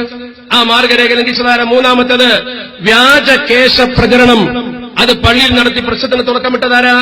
കേശ വിശദീകരണം പറയാൻ SKSF അനുവദിക്കാതിരുന്നതാരാ? നിയമിച്ച ഉദ്യോഗസ്ഥരെ അംഗീകരിക്കാതെ പിരിച്ചുവിടാൻ തത്രപ്പാട് കൂട്ടിയതാരാണ്? വ്യാജ രജിസ്ട്രേഷന് ശ്രമം നടത്തിയപ്പോൾ നിങ്ങളുടെ ഒരു നേതാവ് തന്നെ നിങ്ങളോട് കയർത്തത് നിങ്ങൾ മറന്നുപോയോ? ലിയാഖത്ത് അലിയുടെ ID കാർഡും പള്ളിയുടെ വ്യാജ സീലും പള്ളിയുടെ വ്യാജ ലെറ്റർ പാഡ് ഉപയോഗിച്ചുകൊണ്ട് ആൾമാറാട്ടം നടത്തി പോസ്റ്റ് ഓഫീസിൽ നിന്നും രജിസ്റ്റർ രേഖ എന്തിന് കൈപ്പറ്റി? മറുപടി പറ. ഇതാണോ സുന്നത്യമായത്? പോസ്റ്റൽ ഡിപ്പാർട്ട്മെന്റ് അന്വേഷണം നടത്തി ആൾമാറാട്ടം സ്ഥിരപ്പെടുത്തിയ രേഖ ഞങ്ങളുടെ കയ്യിലുണ്ട്. ഞാൻ വായിക്കാത്തത് കൊണ്ടാണ്. കാരണം അത് വായിച്ചിട്ടെന്താ കാര്യം? അവര് കള്ളന്മാരാന്ന് വരികയല്ലോ. അത് പണ്ടേ കള്ളന്മാരാണെന്നോ പിന്നെ വരുത്തേണ്ട കാര്യമില്ലല്ലോ. പിന്നെ അത് പറയേണ്ട കാര്യമില്ല. നേരത്തെ ആരോ ചോദിച്ച പോലെ ഇനിയിപ്പോ പറയേണ്ട ആവശ്യമില്ല ഞാൻ ആ കാര്യത്തെക്കുറിച്ച്. പിന്നെ പള്ളിയുടെ ലെറ്റർ പാഡ് ദുരുപയോഗം ചെയ്തു എന്നതിനെന്താ? നിങ്ങൾക്ക് പള്ളിയുടെ ലെറ്റർ പാഡ് ദുരുപയോഗം ചെയ്യാൻ അവസരം തന്നത്? തേഞ്ഞിപ്പലം പോലീസ് സ്റ്റേഷനിലെ 10 കരാർ ഒപ്പിടാൻ എന്തേ വിസമ്മതം പ്രകടിപ്പിച്ചത്? ഈ കരാർ പത്രം എന്തേ ഒപ്പിട്ടില്ല? ഖത്തീബ് മരണാനന്തര ചടങ്ങിന്റെ പണം ആവശ്യപ്പെട്ട് ബഹളമുണ്ടാക്കിയപ്പോൾ എന്തുകൊണ്ട് അയാൾക്കെതിരെ നടപടിയെടുക്കാൻ നിങ്ങൾ മുന്നോട്ട് വന്നില്ല? അയാളെ പിരിച്ചുവിടില്ലെന്ന് വാശി പിടിച്ചെന്തിനാ? മധ്യസ്ഥരോട് എന്തിനാ ഞങ്ങൾ മഹല്ലത്തിൽ ഭൂരിപക്ഷമാണെന്ന് പറഞ്ഞ് തെറ്റിദ്ധരിപ്പിച്ചത്? പിന്നെ ചോദിച്ചപ്പോൾ ഞങ്ങൾ ഒരു 5 വീട് കുറയുമെന്ന് പറഞ്ഞ് മാറ്റിയതെന്തിനാ? അതുപോലെ തന്നെ ഈ മധ്യസ്ഥൻ മുന്നോട്ട് വന്നപ്പോൾ പള്ളി പൂട്ടിയാലും വേണ്ടില്ല എന്ന് അദ്ദേഹത്തോട് എന്തിനാ പറഞ്ഞത്? ഖത്തീബിനെ ആർഡിഒയും പോലീസും നിയമിക്കുമെന്ന് പറഞ്ഞപ്പോ പിന്നെ എന്തിനാ സമ്മതിക്കാതിരുന്നത്? നാട്ടുമസ്ലഹത്ത് നടത്താൻ വേണ്ടി സെക്രട്ടറിയുടെ മുമ്പിൽ ചെന്നപ്പോൾ നിങ്ങളെ നേതാവ് എന്ന് കുത്തുപോയാലും പ്രശ്നക്കാരൻ വേണ്ട എന്ന് അഡ്ജസ്റ്റ്മെന്റ് പറഞ്ഞപ്പോ ഒരാളെ പുറത്തുനിന്ന് കൊണ്ടുവരുന്നതിന് പകരം പള്ളി പൂട്ടിക്കാനല്ലേ നിങ്ങൾ മുന്നോട്ട് വന്നത്? ആ രീതിയിൽ പള്ളി പൂട്ടിക്കാൻ കാരണക്കാരാണ്? ഇലക്ഷന്റെ ഉത്തരവ് വന്നപ്പോൾ 2 മാസം സമയം ചോദിച്ചതാരാണ്? 5 പേരെ നോമിനേഷൻ പിന്നെ കൊടുത്തതാരാണ്? തെരഞ്ഞെടുപ്പ് സ്ഥലത്തേക്ക് മാർച്ച് നടത്തിയത് എന്തിനാണ്? ഇലക്ഷൻ നടത്തി റിസൾട്ട് പ്രഖ്യാപിക്കരുത് എന്ന് പറഞ്ഞ എന്തുകൊണ്ടാണ്? റിസൾട്ട് പ്രഖ്യാപിച്ചപ്പോൾ ആ കമ്മിറ്റിക്ക് അധികാരം കൈമാറരുത് എന്ന് പറഞ്ഞ എന്തുകൊണ്ടാണ്? തുറന്ന പള്ളിയിൽ തുറന്നപ്പോൾ മഗ്രിബ് നിസ്കരിക്കുന്ന ആളുകളെ ഒരു മുന്നറിയിപ്പുമില്ലാതെ പള്ളിയിലേക്ക് കയറി ചെരുപ്പിട്ട് ബൂട്ടിട്ട് നേരത്തെ ഒരുങ്ങി വന്ന് ബർമുട പോലും ധരിച്ചുകൊണ്ട് തല്ലാൻ ഒരുങ്ങി വന്നുകൊണ്ട് ദിക്ർ ചൊല്ലുന്നവരെ പുറകിൽ നിന്ന് തല്ലിയതാരാണ്? എന്ത് ആണത്തമാണോ ഇത്? ആണത്തമുണ്ടെങ്കിൽ പള്ളിയിൽ പടിഞ്ഞാട്ട് തിരിഞ്ഞിരിക്കുന്നവനെ പുറകിൽ നിന്ന് വന്ന തള്ളലല്ല. ആണത്തമുണ്ടെങ്കിൽ മുഖത്തോട് നോക്കി വേണം. അതല്ലേ വേണ്ടത്. നിങ്ങൾ പുറകിൽ അതല്ല വരേണ്ടത്. ഇവിടെ പോലീസുകാരനെ ഞങ്ങൾ നിയമത്തെ അംഗീകരിക്കുന്നു. പോലീസ് ആവശ്യമായ പ്രൊട്ടക്ഷൻ നൽകണമായിരുന്നു, നൽകിയിട്ടുണ്ടാകും. ഞാൻ ആ വിഷയത്തെക്കുറിച്ച് കൂടുതൽ പറയുന്നില്ല. ഇപ്പോൾ ചർച്ച വേണമെന്ന വാദം എന്തിനാ ഉന്നയിക്കുന്നത്? എല്ലാ നിയമത്തിന്റെ പഴുതുമടന്ന് ഹൈക്കോടതി ഉത്തരവിട്ടു. ഇതിന്റെ ഭരണസമിതിക്ക് കൈമാറണം, പ്രൊട്ടക്ഷൻ കൊടുക്കണം. ഏതെങ്കിലും സ്ഥാപനം നിയമപരമായി ഞങ്ങൾ നിങ്ങളുടെ കയ്യേറാൻ വന്നിട്ടുണ്ടോ? ഒരു പോറൽ നിങ്ങൾ കേൾപ്പിക്കാൻ വരുന്നുണ്ടോ? നിയമത്തിന് തടസ്സമുണ്ടാക്കുന്നുണ്ടോ? ഇന്നലെ ഇവിടെ പ്രകടനം നടന്നു, സമ്മേളനം നടന്നു, അവർ പ്രസംഗിച്ചു, അതിന്റെ വാട്സപ്പ് ക്ലിപ്പ് പോലും വന്നു. ഞങ്ങളൊരു സമ്മേളനം നടത്തിയപ്പോൾ പാവപ്പെട്ട പോലീസ് ഉദ്യോഗസ്ഥന്മാരെ പ്രഷർ ചെലുത്തിയിട്ട് ഞാൻ അവർ മനസ്സിലാക്കുന്നു, പോലീസ് ഉദ്യോഗസ്ഥന്മാർ ഈ കാര്യത്തെക്കുറിച്ചൊക്കെ കൃത്യമായി അറിവുള്ളവരാ. അവരെ അത്ര കുറ്റപ്പെടുത്തേണ്ട കാര്യമില്ല. കാരണം അവരെ സംബന്ധിച്ച് ഇവർ ചെന്ന് പ്രശ്നമുണ്ടാകുമെന്ന് പേടിപ്പിക്കാം. അങ്ങനെ പേടിപ്പിക്കുമ്പോൾ ഒരു പോലീസ് ഉദ്യോഗസ്ഥന്റെ മുമ്പിൽ ഒരാൾ വന്ന് ലോ ആൻഡ് ഓർഡർ കുഴപ്പമുണ്ടാവുമെന്ന് പറയുമ്പോൾ അയാൾ നമ്മളെ വിളിച്ച് നിർത്തിവെക്കണമെന്ന് പറയേണ്ടത് അയാളുടെ കടമയാണ്. അതിന്റെ പാപഭാരം ഞാൻ പോലീസ് ഉദ്യോഗസ്ഥന്മാരുടെ മേൽ വെച്ചുകെട്ടാൻ ആഗ്രഹിക്കുന്നില്ല. അവരെ അക്കാര്യത്തിൽ പഴിച്ചിട്ട് ഫലമില്ല. അല്ലെങ്കിൽ തന്നെ പോലീസ് 2 ഭാഗത്തുനിന്നും പ്രഷർ വരുമ്പോ ആ ജോലി തന്നെ ഒരു ബുദ്ധിമുട്ടുള്ള ജോലിയാണെന്ന് നമ്മുടെ സുഹൃത്തുക്കളായ ഉന്നത പോലീസ് ഉദ്യോഗസ്ഥന്മാർ തന്നെ പലപ്പോഴും നമ്മളോട് പറഞ്ഞിട്ടുണ്ട്. ഒരു ഞാണിന്മേൽ കളിയാണ് അവരുടെ ജോലി പോലും. വളരെ കൃത്യമായും കണിശമായും നിൽക്കുമ്പോൾ പോലും അവർക്ക് പലതും ബുദ്ധിമുട്ടുണ്ടാകും.